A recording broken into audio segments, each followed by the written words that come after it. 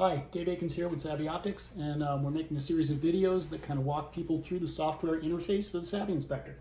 So this video is going to talk about the viewing field and saving and retrieving data. So just to walk through the setup of this file, we've got, you start in the upper left-hand corner, you choose your inspection mode. We're currently in mill visibility mode. We have a specification, and right now I've selected 60/40, but I can make that whatever it is. And then I have to choose a calibration file. We're using the Savvy Cal file, which is kind of our favorite right now. And then we've got the viewing field, which is 9x12, and the 1mm inspection box. And that 1mm inspection box has raw data up here, and then it reports scratch-like features here and dig-like features here. Now, in this particular case, I've got a short scratch that is 400 microns long. If I judge it as a scratch, it fails 60/40. If I judge it as a dig, it passes 60/40.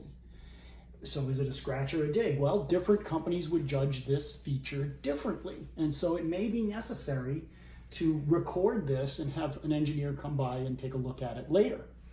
So how would I do that? Well, what I would do is I would go down here to this part of the interface, and I would create a file, and I have to give that a file a name, short scratch, for example, and then hit OK. And now it's created that file in my data path.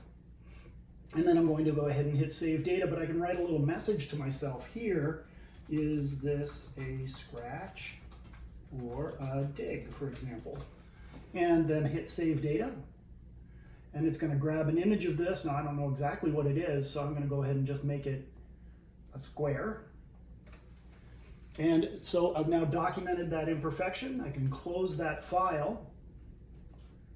And that file folder has been saved in the data path that's been selected here. In this case, it's users public demos is where that is.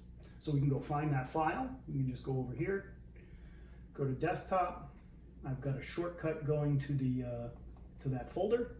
And here it is. Here's my short scratch folder. And maybe I've got more images that I want to save in this folder for later analysis. I don't know. But in this case, we've got our one image. We've got our screenshot here, which includes all the information about that imperfection. And then we've also got an interrogatable bitmap, which can zoom in on exactly what the feature looks like without the Savvy user interface involved. So that's how you save data and how you retrieve data in the Savvy Inspector. We're going to make some more of these videos, so I hope you enjoyed it. Take care.